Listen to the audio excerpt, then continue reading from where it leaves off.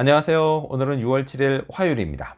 오늘은 사무엘상 18장 17절에서부터 30절까지를 본문으로 큐티 가이드를 시작하겠습니다. 먼저 오늘 이 본문을 통해 제가 묵상한 하나님은 다윗의 이름을 심히 귀하게 하신 분입니다. 30절 말씀을 읽겠습니다.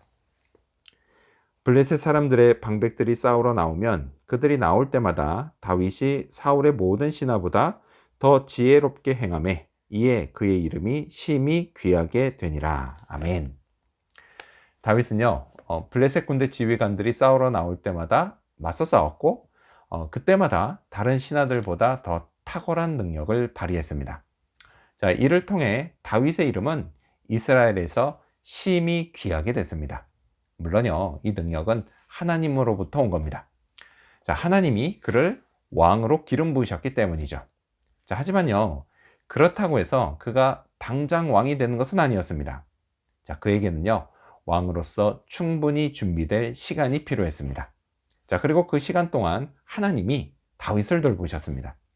능력을 발휘할 기회를 주셨고 또 좋은 결과를 얻게 하셨습니다. 이를 통해서 다윗은 자신감을 얻게 되었을 겁니다. 또요, 백성들 역시 다윗이 자기들의 왕이 되면 참 좋겠다, 이런 생각이 들게 되었을 겁니다. 자, 하나님은요, 제게도 이런 시간을 갖게 하십니다. 사실요, 저는 오래전에 처음 목회자로 소명받았을 때 이 시간을 너무 쉽게 생각했었습니다.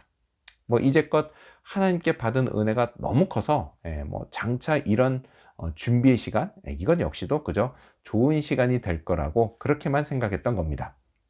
자, 하지만요, 제 기대는 완전히 빗나갔습니다. 신학교에 입학하는 것도 수월하지 않았고요. 또 사역을 처음 시작했을 때에도 모든 게 서툴렀습니다. 그래서 제 주변 사람들을 참 많이 힘들게도 했습니다. 저 역시요, 눈에서 눈물이 날 때도 있었습니다. 하지만 저는 확신합니다. 이 시간을 통해서 하나님이 저를 당신이 쓰실 만한 도구로 만들어 가신다는 사실을 말이죠. 그리고 다윗처럼 제 이름도 귀한 이름이 되게 하신다는 사실을 말이죠. 하나님의 나라에서 쓰임 받는 영광스러운 이름으로 말이죠. 자, 그렇다면 계속해서 오늘 이 본문을 통해 제가 발견한 인간의 모습, 어떤 게 있을까요? 오늘은 간교한 사울을 볼 수 있습니다. 자, 앞서 어제 본문에서요, 여인들이 부른 노래, 사울은 천천히요, 다윗은 만만히로다. 이 노래는 사울을 완전히 불쾌하게 만들었고, 그래서 이때부터 사울은 다윗을 죽이기로 마음먹었습니다. 자, 하지만요, 자기 손으로 직접 죽일 수는 없었습니다. 만일 그랬다간 백성들의 여론이 너무 나빠질 것이었기 때문입니다. 자, 백성들은요, 다윗을 매우 사랑했습니다. 자, 그래서 생각해낸 방법, 그게 블레셋 군대의 손으로 다윗을 제거하는 것이었습니다. 그 다윗을 사지로 내몰 그럴싸한 명분도 있고요. 또 그렇게 해서 죽으면 자기가 책임질 일도 별로 없었기 때문입니다. 자, 오늘 본문에는요, 이런 사울의 간교한 생각이 여러 번 나옵니다. 먼저 17절 하반절 말씀을 읽겠습니다. 이는 그가 생각하기를 내 손을 그에게 대지 않고 블레셋 사람들의 손을 그에게 대게 하리라 함이라. 자, 그리고 또 21절 하반절 말씀도 읽겠습니다. 블레셋 사람들의 손으로 그를 치게 하리라 하고.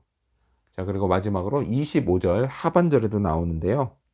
이는 사울의 생각에 다윗을 블레셋 사람들의 손에 죽게 하리라 함이라.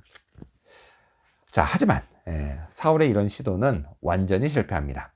하나님이요, 다윗과 함께 하셨기 때문입니다. 만일 지금 이 사울의 생각이요, 성경이 아니라 일반 역사서에 나온 것이라면 사람들은 그를 탁월한 지략가라고 말할 겁니다. 자기 손에 피 한 방울 묻히지 않고 정적을 제거하는 거니까 말이죠. 자, 하지만요, 이건 세상에서나 칭찬받을 일이지 하나님의 나라에서는 그저 간교한 일일 뿐입니다. 하나님은요, 인간의 간교한 생각을 다 아십니다. 그리고 심판하십니다. 그 사람의 시도가 결국 실패로 끝나게 하시고 그의 간교함을 세상에 밝히 드러내십니다. 반대로요, 그가 죽이려고 했던 하나님의 사람, 그는 하나님이 끝까지 보호하십니다. 사울은요, 다윗을 죽이고 낮추려고 했지만 하나님은 그런 다윗을 살리고 높이셨습니다. 따라서요, 사울의 간교함을 절대 담지 말아야겠습니다. 자, 그렇다면 끝으로 오늘 이 본문을 통해 나에게 주신 교훈이 뭘까요? 그건 좋은 일은 함께 좋아하자입니다. 28절과 29절 말씀을 읽겠습니다. 여호와께서 다윗과 함께 계심을 사울이 보고 알았고 사울의 딸 미갈도 그를 사랑하므로 사울이 다윗을 더욱 두려워하여 평생에 다윗의 대적이 되니라. 자, 이 말씀의 상황처럼요, 나와 가까이 있는 어떤 사람에게 하나님이 함께 하시는 걸 볼 수 있고, 또 물론 저는 딸은 없지만 제 딸이 그 사람을 사랑한다 라고 한다면 이건 의심의 여지 없이 참 좋은 일입니다. 하지만요, 사울은 이로 인해 다윗을 더더욱 두려워하게 되었고 또 평생 다윗의 대적이 되어 그를 죽일 공격만 하게 되었습니다. 이건요, 의심의 여지 없이 참 비참한 일입니다. 자, 하나님 안에서 좋은 일을 함께 좋아하지 못하는 사람, 참 안 된 사람입니다. 사울은 어쩌다 이런 사람이 됐을까요? 그건 바로 다윗을 향한 시기와 질투와 탐욕 때문이었습니다. 자, 시기와 질투, 그리고 탐욕은 좋은 것도 좋은 것으로 받아들이지 못하게 합니다. 저라고 사울처럼 되지 말라는 법 없습니다. 죄성을 가진 인간은요, 누구도 이런 것들로부터 자유로울 수 없기 때문입니다. 자, 이런 저에게 하나님이 은혜를 베푸셨습니다. 구원받고 오늘 여기까지 온 것이 다 하나님의 은혜로 된 것이라는 사실을 깨닫게 하셨습니다. 그래서 누가 나보다 뛰어나다? 특히 우리 공동체 안에서 그럼요, 그건 진짜 기뻐할 일입니다. 하나님이 함께 하시는 사람, 그런 사람이 그만큼 더 많아지기 때문입니다. 자, 이렇게 좋은 일은 함께 좋아해야 합니다. 이를 위해서요, 시기와 질투와 탐욕이 아닌 성령이 제 마음과 생각과 행동을 이끄시도록 늘 성령 충만을 구해야겠습니다. 오늘도요, 그런 하루가 되기를 소망합니다. 기도하겠습니다. 다윗의 이름을 심히 귀하게 하신 하나님, 시기와 질투, 그리고 탐욕이 아니라 성령의 이끄심을 받아서 좋은 일은 함께 좋아하는 사람이 될 수 있도록 인도하여 주시옵소서. 하나님, 그렇게 우리의 공동체 안에 하나님이 함께 하시고 서로 사랑하는 그런 좋은 일들이 계속해서 일어나도록 역사하시고 이끌어 주시옵소서. 감사드리며 예수님의 이름으로 기도합니다. 아멘.